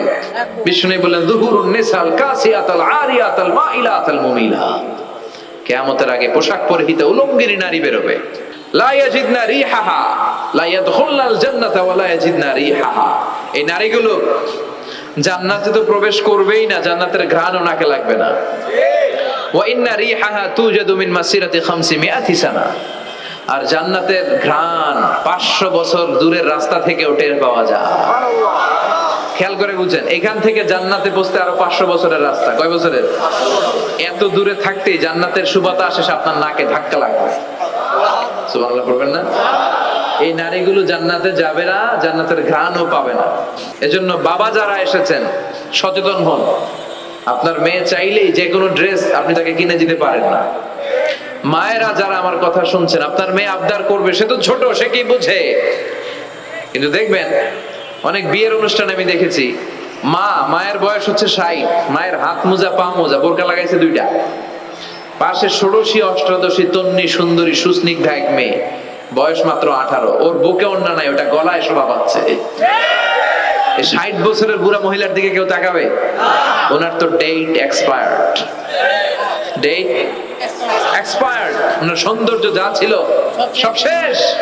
তার দিকে তাকাবে না, তার উঠতি বয়সের তরুণ মেয়েটার দিকে অনেকে তাকাবে, কারণ এটা জেনেটিক্যাল একটা ইস্যু। একটা পুরুষ একটা নারীর দিকে জেনেটিক্যালি আকৃষ্ট হবে, এটাই স্বাভাবিক, ঠিক কিনা? এজন্য আপনার হাত মোজা পা মোজা আপনার দরকার ছিল না, আপনি পাতলা কাপড় পরলেও সমস্যা নাই। কথা কয়? হাত মোজা পা মোজা দরকার ছিল আপনার যুবতী মেয়েটার হাতে, যুবতী মেয়েটার পায়ে। এজন্য আপনারা আপনাদের সম্মানকে বুঝবেন। যারা নারী স্বাধীনতার কথা বলে, নারী আন্দোলনের কথা বলে, এরা নারীদেরকে ঠকায়। এরা নারীদেরকে বিজ্ঞাপনের বিলবোর্ডে নগ্ন করে উপস্থাপন করে। রাস্তা দিয়ে হাঁটি, চোখ খুলতে পারি না। আমার মায়েরা, এরা আমার দেশের মেয়ে, এরাই 56,000 বর্গ মাইলের মেয়ে। এই মেয়েগুলোকে উলঙ্গ ভাবে হাফ নেকেড করে এই সিনেমা হলগুলোর পোস্টারগুলো যে দেয়া হয়েছে, এতে এদের সম্মান বেড়েছে না কমেছে? ওদিকে চোখ তুলে তাকানো যায়? এজন্য নারী স্বাধীনতার কথা যারা বলে, এদের কথায় ফাঁদে পা দিবেন না। এরা আপনাদের সম্মান বাড়াতে চায় না, এরা আপনাদেরকে বিলবোর্ডে উঠাতে চায়, আপনাদেরকে উলঙ্গ করে রূপালী পর্দায় উঠাতে চায়, টিভির পর্দায় আপনাদেরকে নেকেড করে উপস্থাপন করতে চায়। এদের ঘরেই নারীরা বেশি নির্যাতিত হয়, এদের কাজের মেয়েরাই বেশি নির্যাতিতা। আর সুযোগ পেলে এরা ধর্ষণে সেঞ্চুরি করতে দেরি করে না। নারীদেরকে সম্মান দিয়েছে ইসলাম। আমার বোনেরা, আমাদের সম্মান যেন আমরা রাখতে পারি। আল্লাহ তুমি বোঝার তৌফিক দান করো। এরপরে বিষ্ণু বললেন ইতাআতু যাওজা ওয়া উকুকুল কিয়ামতের আগে বিয়ে করার পরে ছেলেগুলো মাকে ভুলে গিয়ে স্ত্রীর পেছনে পেছনে দৌড়াবে, স্ত্রীর আনুগত্য করবে। এরকম নমুনা আছে না নাই? মাকে ভুলে যাওয়া যাবে না। মায়ের দোয়া বড় দোয়া। মায়ের দোয়া সবার আগে কবুল। বুলেট মারলে বুলেট মিস হয়, মায়ের দোয়া মিস হয়? খবরদার। স্ত্রী চলে গেলে নতুন স্ত্রী পাওয়া যায়, মা মরে গেলে মা পাওয়া যায়? তাই বলে আমি বলছি না আপনার স্ত্রীকে ডিভোর্স দেন না, বুঝান, মাকেও বুঝান, স্ত্রীকেও বুঝান, বুঝানোর চেষ্টা করেন। সমাজের এখন সবচেয়ে বড় সমস্যাটা হচ্ছে শাশুড়িরা চায় আমি ডমিনেট করব, আমার এতদিনের গড়া সংসার। বউ এসে কয় না আমি আইছি মাগার, আমি সব খায় হলাম। আছে না নাই? এই যে সবাই ডমিনেট করতে চায়, এটা সমস্যা। সমাধানটা কি? সমাধানটা হচ্ছে আমাদের শাশুড়ি যারা আছে সমাজের, তাদের উচিত বৌমাটারে নিজের মেয়ের মতো মনে করা। নিজের মেয়ের যেখানে বিয়ে দিছে ওইখানে কিন্তু খুব খোঁজ নেয়, মা তোর কি অবস্থা, তোর কষ্ট হইলো কিনা, ইত্যাদি ইত্যাদি। কিন্তু ছেলের বউ করে যারা আনছে এরা দিয়ে ইচ্ছে মতো কাজ করা, এরকম ডাকাত আছে না নাই? ডাবল স্ট্যান্ডার্ড, এটা ঠিক না। আর বৌমা যারা আছেন, ঘরের বৌমা, এরা শাশুড়িকে একটু মায়ের মতো মনে করেন না, কারণ একদিন আপনিও শাশুড়ি হতে চলেছে, একদিন আপনিও শাশুড়ি হবেন। রং ধরা যৌবন জং ধরে শেষ, আপনারও ছেলে হবে, এই ছেলের বিয়ে করাতে হবে, এই ছেলের বউ এসে আপনার ঘরে তাই করবে আপনি আপনার শাশুড়ির সাথে যা যা করেছেন। এই ছোট্ট হিসাবটা বুঝতে চায় না। শাশুড়ির উচিত বৌমাকে নিজের নিজের মেয়ের মতো করে আদর করা, যত্ন করা, আর বৌমাদের উচিত শাশুড়িকে মায়ের মতো সেবা করা। এই মিউচুয়াল আন্ডারস্ট্যান্ডিংটা থাকলে কোনো ঘরে আর ঝগড়া হবে? মাকে ভুলে গিয়ে স্ত্রীর পেছনে পেছনে দৌড়াবে। খবরদার, খবরদার। আপনি নামাজি হতে পারেন, মুসল্লি হতে পারেন, হাজী সাহেব হতে পারেন, কিন্তু মা যদি বদদোয়া দেয় আপনার সব শেষ, দুনিয়াও শেষ, আখিরাতও শেষ। মায়ের মর্যাদা বাবার চেয়ে 3 গুণ বেশি। হামালাতহু উম্মুহু, কারণ বাবা পেটে ধরে নাই, পেটে ধরছে কে? ওয়াহানান আলা ওয়াহান, 8 মাস 10 মাস এই বোঝাটা বাবা বহন করে নাই, করলো কে? ফিসালুহু ফি আমাইন, 2 বছর বাবা দুধ খাওয়ায়নি, দুধ খাওয়ালো কে? মায়ের এক ধার দুধের দাম কাটিয়া গায়ের চাম, পাপস বানাইলেও ঋণের শোধ হবে না, এমন দরদি ভাবে কেউ হবে না আমার মা গো। ঠিক কিনা? লাউ কাতা'তা জিলদাক, আপনার গায়ের চামড়া কেটেও যদি মায়ের পায়ের জুতা বানিয়ে দেন, কি বানিয়ে দেন? কি দিয়ে? গায়ের চামড়া দিয়ে। এই যে 2 বছর যে দুধ খাইলাম, এই দুধের 1 ঢোক দুধের সুদটাও আদায় হবে না। এজন্য খবরদার, মাকে যেন আমরা ভুলে না যাই। মা দোয়া করতে দেরি, ওই দোয়া কবুল হতে। আমরা ছোটবেলায় যে কত কষ্ট দিয়েছি, সবচেয়ে বেশি কষ্ট যখন দিয়েছি মাকে, ওই স্মৃতিগুলো আমাদের মনে পড়ে না। আপনার বয়স যখন 1 বছর, আপনি স্মৃতি হাতড়ে এত দূর যেতে পারবেন? 1 বছর বয়সে কি কি কষ্ট দিয়েছিলেন মনে আছে? মানুষের বয়স যখন 2, 3, 4 হয়, 4-5 বছর বয়সে, তখন তার কথাগুলো খেয়াল থাকে। কিন্তু সবচেয়ে কষ্ট কিন্তু মাকে বাবাকে আমরা দিয়েছিলাম যখন আমাদের বয়স 1-2 বছর ছিল। আর মায়ের পেটের ভিতরে যখন ছিলাম তখনও কষ্ট দিয়েছি কি দেই নাই? এক একটা লাথি যখন মেরেছি আমার মা বেহুশ হয়ে যেত। আমাকে আপনাকে জন্ম দিতে যে আপনাদের মা কতটা কষ্ট করেছেন খেয়াল করে শুনে। চিকিৎসা বিজ্ঞানীরা বলে একজন সুস্থ মানুষ 45 ইউনিট পেইন, মানে ব্যথা, একসাথে সহ্য করতে পারে। ব্যথার তীব্রতা, সিভিয়ারনেস যদি এর চেয়ে বেড়ে যায়, হয়তো লোকটা বেহুশ হয়ে যাবে, না হয় মরে যাবে। কিন্তু আমার আর আপনার মা আমাকে আর আপনাকে জন্ম দিতে যে ওই ডেলিভারি যখন দিয়েছিল, 57+, 57 ইউনিটেরও বেশি ব্যথা তিনি সহ্য করেছিলেন। যেটা কোনো অ্যাক্সিডেন্টে আমাদের দেহে প্রত্যেকের 206টা হাড্ডি, কোন সড়ক দুর্ঘটনায় আপনার দেহের 20টা হাড্ডি একসাথে টাস টাস করে ভেঙে গেলে যত ব্যথা, তার চেয়েও বেশি ব্যথা। জন্য খবরদার, খবরদার, মাকে যেন আমরা ভুলে না যাই। মায়ের দোয়া যেন নেই। কখনো যদি মায়ের সাথে বেয়াদবি করে থাকি, আমরা যেন মাফ চেয়ে নেই। আমরা সবাই মায়ের দোয়া নিব। মায়ের দোয়া ছাড়া কেউ জীবনে সফল হতে পারে? মা যার চলে গেছে তারা জানে মা না থাকার কি জ্বালা। হ্যাঁ, মায়ের কথা মনে পড়ে না?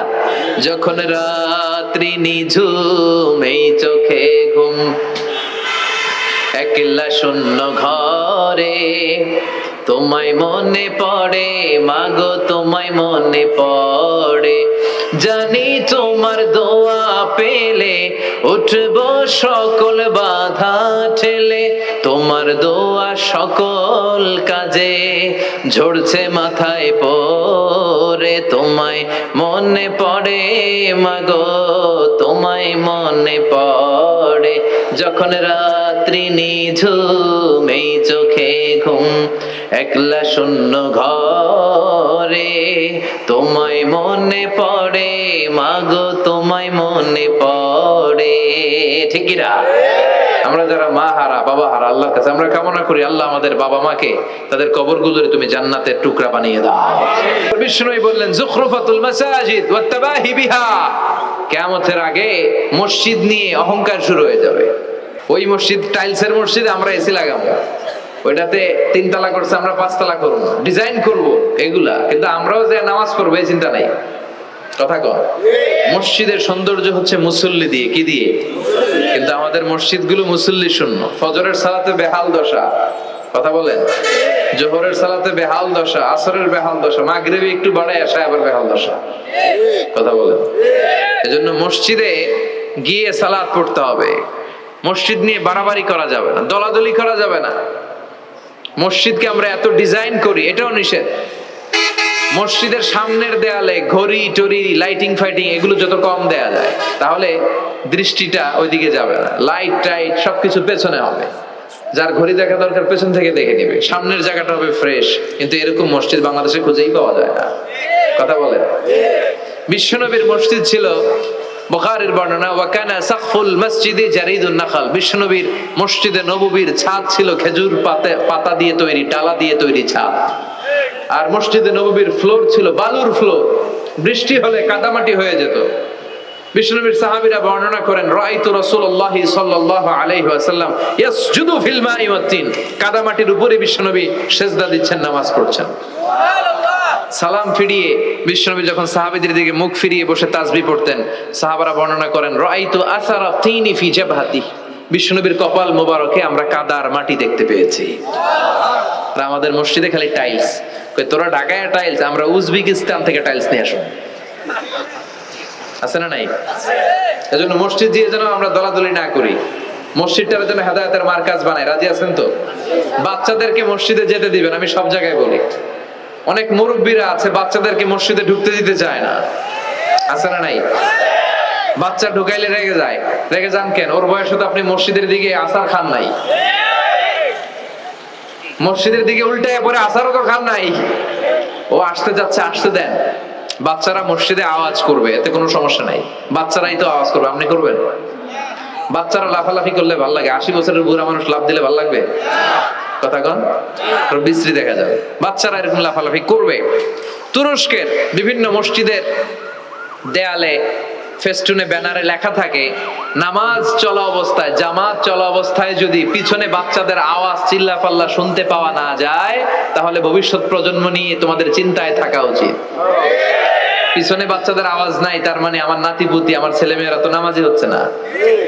আর তারাবি নামাজ পড়তেছে, পিছনে চিল্লায় ফাটায় ফেলাইতেছে, তার মানে ইনশাল্লাহ ভবিষ্যতে নাতিপুতিরা সবগুলা মুসল্লি হবে। কথা বলেন, বুঝায় দিবেন যে বাবারা দুষ্টামি করিস না, কিছুক্ষণ থামবে আবার শুরু করবে। এটাই বাচ্চাদের সৌন্দর্য, এটা বাচ্চারা করলেই মানায়। বাচ্চাদেরকে যেন আমরা মসজিদে নিয়ে যাই। রাজি আছেন তো? আল্লাহ বুঝার তৌফিক দান করো। বিশ্বনবী বললেন, ইয়াতাকারাবুজ জামান তাতাকারাবুল আসওয়াব, কিয়ামতের আগে ইয়াতাকারাবুজ জামান, সময়ের বরকত কমে যাবে। 1 বছর মনে হবে 1 মাস, 1 মাস মনে হবে 1 সপ্তাহ, 1 সপ্তাহকে মনে হবে 1 দিন। মনে হয় যে অল্প কয়েক মাসের ব্যবধানে বছরটা ঘুরে যেন আবার চলে আসলো, এরকম মনে হয় না? বরকত উঠায় নিচ্ছে কে? কথা বলেন। এরপর খাবারের স্বাদ উঠায় নিচ্ছে কে? আগে খাবারের যে স্বাদ ছিল এখন এটা আছে? আগে ইলিশ মাছ রান্না করলে যে ঘ্রাণ হতো, এখন এই ঘ্রাণ পাওয়া যায়? আগে শোল মাছের ঝোল রান্না করলে যে স্বাদ হতো, আগে চিংড়ি মাছ রান্না করলে যে স্বাদ লাগতো, এখন এই স্বাদ পাওয়া যায়? সব তুলে নিল কে? দেখেন বিশ্বনবী যা যা বললেন তার প্রমাণ সমাজে আছে না নাই? শুনতেছেন না? কষ্ট হচ্ছে? আরো 2-1টা আলামত শুনবেন? শেষ করে দেই, শুনবেন আর কয়েক মিনিট? বিশ্বনবী বললেন, তাসলিমুল খাসা, কিয়ামতের আগে লোকজন শুধু পরিচিতদেরকে সালাম দিবে, অপরিচিতদেরকে সালাম দিতে চাইবে না। এরকম আছে না নাই? এই মুরব্বী চাচারে চিনি, চাচা আসসালামু আলাইকুম, চিনি আসসালামু আলাইকুম, ওদিকে চিনি আসসালামু আলাইকুম। কিন্তু অন্য একটা এলাকায় গেছি, ওখানে কাউরে চিনি না, সালামও দেয় না। বাসে উঠছেন, কাউরে চিনেন না, সালাম দেন না, এরকম আছে না নাই? তো সালাম কি যাদেরকে চিনেন এদের জন্য? কথা কন। আলা মান আরাফতা ওয়া মান লাম তারিফ, যাকে চিনো সালাম দাও, যাকে চিনো না তাকেও দাও। আল বাদিউ বিস সালাম, বিশ্বনবী বলেন আগে আগে দাও। আল বাদিউ বিস সালাম বারিউম মিনাল কিবর, আগে আগে যে সালাম দেয় তার হৃদয় থেকে অহংকার মুক্ত করে দেয় কে? আল্লাহ। অহংকার মুক্ত হওয়ার দরকার আছে না নাই? যার হৃদয়ে জাররা পরিমাণ অহংকার থাকবে সে জান্নাতে প্রবেশ করতে পারবে? কথা বলেন। এজন্য আমরা আগে আগে সালাম দেব। ছোটরা বড়দেরকে দিব, বড়রা ছোটদেরকে দিব, হাজবেন্ড ওয়াইফকে দিব, ওয়াইফ হাজবেন্ডকে দিব। রাজি আছেন তো? আজকে যারা স্বামী যারা আসছেন বাড়িতে যেই ভাবির আগে সালাম দিবেন। রাজি আছেন? কথা কয় না, আওয়াজ ছোট হয়ে গেছে। পারা যাবে? আপনি আগে সালাম দিবেন, এটা দেখে আপনার স্ত্রী লজ্জা পেয়ে আপনার আগে দিবে, এগুলো দেখে বাচ্চারা সালাম শিখে ফেলবে। সুবহানাল্লাহ কইবেন না? আমরা কি চাই না আমাদের ফ্যামিলিগুলো এরকম সুন্দর হোক? আমরা কি চাই না আমাদের ফ্যামিলিগুলো জান্নাতি হোক? এরপরে বিশ্বনবী বললেন, খুতাবুকুম তাবিলা সালাওয়াতুকুম কাসীরা, কিয়ামতের আগে খুতবাগুলো লম্বা হবে আর সালাতগুলো খাটো হয়ে যাবে। এই যে বক্তব্য লম্বা, নামাজ হয়ে যায় খাটো, আছে না নাই? হুজুর ওয়াজ করেন, ওয়াজ টেস্ট লাগে, নামাজ টেস্ট লাগে না, আছে না নাই? এশার নামাজও পড়ে না, ফজর নামাজও পড়ে না, রাত 2টা পর্যন্ত ওয়াজ শুনে, আছে না নাই? এরকম করা যাবে না। নামাজ কামাই করা যাবে না। সবার আগে হবে নামাজের হিসাব। নামাজের হিসাব ঠিক তো আপনার পুরো আমলনামা ঠিক। নামাজে ভেজাল তো সব জায়গায় ভেজাল। প্রথম হিসেব নেওয়া হবে সালাতের, খবরদার। এরপরে বিশ্বনবী বললেন লা ইউকাসসামুল মিরাস আলা ওয়াজহিন সাহিহ।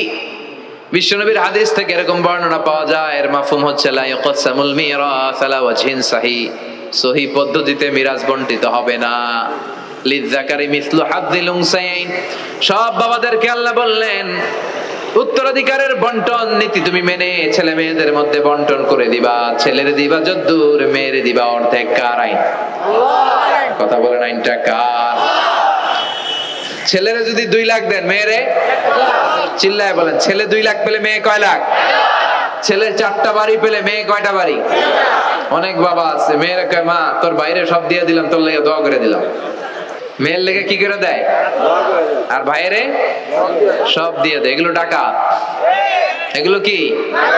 ছেলে যেটা প্রাপ্য দিয়ে দেন, মেয়ে যেটা প্রাপ্য দিয়ে দেন, তারপরে হাত তুলে দোয়াও করে দেন। কথা বলেন। অনেক মা আছে ছেলেরে বেশি খাওয়ায়, মেয়েরে কম খাওয়ায়। আছে না নাই? ছেলের পাতে মুরগির রান, মাইয়ার পাতে মুরগির ঠ্যাং। আছে না নাই? দেখবেন ওই মা বাবার হয়তো অনেক সময় শেষ কালটা ছেলের বাড়িতে কাটে না, কাটে মেয়ের বাড়িতে। আছে না নাই? কারণ প্রকৃতিরও একটা মায়ের আছে না নাই? শেষ মাইরটা আল্লাহ দিবে। শেষ মাইরটা কার? আল্লাহ ছাড় দেয়, ছেড়ে দেয় না। আল্লাহ কি দেয়? কি দেয় না? আল্লাহর সব মনে থাকে। আল্লাহ শেষ খেলাটা খেলে দিবে। চিল্লায় বলেন ঠিক কি না? বাবা মা যারা আছেন সাবধান, উল্টাপাল্টা করেন না। এগুলো নিয়ে কত বিচার যে আমাদের কাছে আসে, কত মাসালা যে আসে। কেন করেন এগুলো? সমানভাবে আপনি ইনসাফ করেন, কিয়ামতের দিন আপনার বিচার করার সময় আল্লাহ আপনার উপর ইনসাফ করবে। আপনি ঠকাবেন, আল্লাহ আপনার 14 গোষ্ঠী উদ্ধার করে ছাড়বে। তিনি ভুলে যান না, তিনি ছাড় দেন, ছেড়ে দেন না। এজন্য মিরাসের যে বন্টন পদ্ধতি, আমরা যেন ইসলামের দেয়া পদ্ধতি অনুসরণ করি। আল্লাহ তৌফিক দাও। কিয়ামতের আগে ভূমিকম্প বেড়ে যাবে, আছে না নাই? কিয়ামতের আগে আত্মহত্যা বেড়ে যাবে, আছে না নাই? কিয়ামতের আগে ঢোল বাদ্য নাচানাচি বেড়ে যাবে, আছে না নাই? বাংলা মায়ের একতারা সুর কতই ভালোবাসি, দোতারা সুর কতই ভালোবাসি, বাজারে ঢোল বাজারে বাসি। বিশ্বনবী বললেন বুইস্তু আন উকাসসিরাল মাযামির, আমি ঢোল বাদ্য তবলা হারমোনিয়াম এগুলোরে ভেঙে মাটির সাথে গুড়িয়ে দেওয়ার জন্য এসেছি। আর ওই নবীর উম্মত কয় বাজারে ঢোল বাজারে বাসি। আছে না নাই? ঢোল বাদ্য বাজানো যাবে? এই হাই বিটের মিউজিক আপনি শুনলে আপনার অন্তরে নেফাকি তৈরি হবে। নামাজে মজা পায় না, নামাজে মজা পায় না। তুমি আজীবন শোনো কুচ কুচ হতা হয়, তো তুমি নামাজে মজা পাইবা কেমনে? আজীবন শুনে কি কুচ কুচ হতা হয়। এখন নামাজে মজা পায় না, জিকির করে মজা পায় না, তেলাওয়াতে মজা পায় না। মজা নাই, মনোযোগ নাই। হৃদয়টাকে তো তুমি শয়তানের আখড়া বানিয়েছো। তুমি সালাতে প্রশান্তি পাবে কি করে? এজন্য এই মিউজিক্যাল ইনস্ট্রুমেন্ট থেকে দূরে থাকতে হবে। এগুলো অন্তরে নেফাকি তৈরি করে। আপনি দফ বাজাতে পারবেন? দফ চিনেন? ঢোলের 2 দিক আটকানো, দফের একদিক আটকানো একদিক খোলা। এটা বাজিয়ে আপনি নাশিদ পরিবেশন করতে পারবেন, সমস্যা নাই। বিশ্বনবী বিয়ের ক্ষেত্রে বলেছেন আলিনু আন নিকাহ বিদ্দুফুফ, এই দফ বাজিয়ে দফের ব্যান্ড পার্টি করে বিয়ের ঘোষণা দিয়ে দাও। ঈদের দিন বিশ্বনবী শোয়া, কিন্তু ছোট্ট মেয়েরা এসে দফ বাজিয়ে নাচ গান করতেছে, ছোট মেয়েরা। সাইয়েদনা আবু বকর দেখে রেগে গেলেন, আমিজবারু শাইতানি ফি বাইতি রাসূলিল্লাহ, আল্লাহর নবীর ঘরে শয়তানের বাদ্য। বিশ্বনবী বললেন দাহু ইয়া আবু বকর, আবু বকর রাখো, ইন্না লিকুল্লি কওমিন ঈদ, সব জাতিরই তো একটা ঈদের অনুষ্ঠান আছে। হাদা ঈদুনা, আজকের দিনটা আমাদের ঈদের দিন। বাচ্চাদেরকে একটু আনন্দ উৎসব করতে দাও। এই দফ বাজালে কোনো ক্ষতি নাই। বিশ্বনবী মক্কা থেকে যখন মদিনায় হিজরতে গেলেন, কোন পথ দিয়ে আমার নবী আসবে জানার জন্য মদিনার ছেলেমেয়েরা পাগল হয়ে গেল। ওই পথে দফ নিয়ে দাঁড়িয়ে রইল। বিশ্বনবী সাইয়েদনা আবু বকরকে নিয়ে আগমন করলেন। ওরা তালা আল বাদরু আলাইনা বলে বিশ্বনবীর ওয়েলকাম জানালো। সুবহানাল্লাহ পড়েন। তালা আল বাদরু আলাইনা মিন সানিয়াতিল ওয়াদা ওয়াজাবা শুকরু আলাইনা মাদা লিল্লাহি দা আইয়ুহাল মাবউসু ফিনা جئت من أمر المطاب جئت شرفا المدينة مرحبا يا خير دا طلع البدر علينا من ثنيات الوداع وجب الشكر علينا ما دعا لله دا পড়েন আল্লাহু আকবার। আমরা যেন এই সুস্থ সংস্কৃতির প্রচার প্রসার করতে পারি। ইসলাম বিনোদনের নিষেধ করে নাই, কিন্তু বিনোদন শুড বি হালাল বিনোদন, ঠিক কিনা? আপনি অসুস্থ সংস্কৃতির চর্চা করলে ওইটা আল্লাহ অ্যাকসেপ্ট করবে না। সংস্কৃতিটা হতে হবে সুস্থ সংস্কৃতি। আল্লাহ তুমি তৌফিক দাও। বিষ্ণু যা যা বললেন, ভুইঘরের ভাইয়েরা, তার প্রতিটি আমাদের আশেপাশে চোখের সামনে পেছনে আছে না নাই? এটা ফিতনার যুগ। কিসের যুগ? এই যুগে আমানতের খেয়ানত হবে, এই যুগে নারীরা বেপরদা হয়ে চলাফেরা করবে, এই যুগে নিজের ঈমান বাঁচানো কঠিন হয়ে যাবে। এই কঠিন বিপদের সময় আমাদেরকে বাঁচাতে পারে দুইটা জিনিস। কয়টা জিনিস? চিল্লায় বলেন কয়টা? দুইটা জিনিস শুধু আমাদেরকে বাঁচাতে পারে। এক হচ্ছে আল্লাহর কোরআন, দুই হচ্ছে বিশ্বনবীর সুন্নাহ, ঠিক কিনা? এই দুইটা জিনিসকে মারির দাঁত দিয়ে আঁকড়ে ধরে রাখতে হবে, তাহলে সে পথভ্রষ্ট হওয়ার কোনো সুযোগ। This Quran and Sunnah hour way to জান্নাহ, ঠিক কিনা? আওয়াজ করে আমার সাথে পড়েন, কোরআন and Sunnah hour way to জান্নাহ। আওয়াজ বাড়ায় দেন, পড়েন, কোরআন and Sunnah hour way to জান্নাহ। এই কোরআন সুন্নাহ আপনাকে জান্নাতের ওয়েতে উঠায় দিবে।